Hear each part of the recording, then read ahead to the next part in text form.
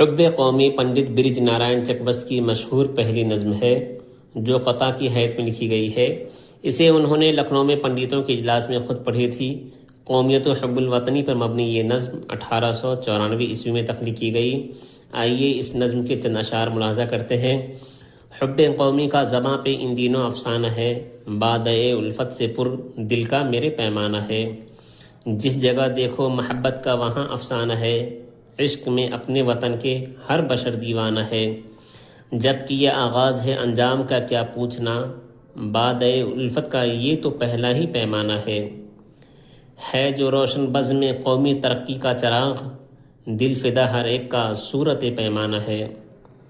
مجھ سے اس ہمدردی و الفت کا کیا ہوئے بیاں، جو ہے وہ قومی ترقی کے لیے دیوانہ ہے۔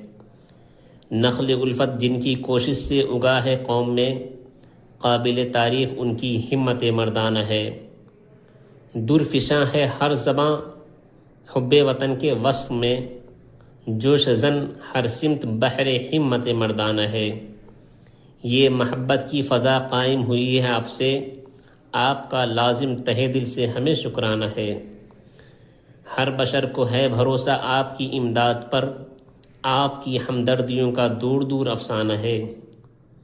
جمع ہے قومی ترقی کے لیے ارباب قوم، رشک فردوس ان کی قدموں سے یہ شادی خانہ ہے۔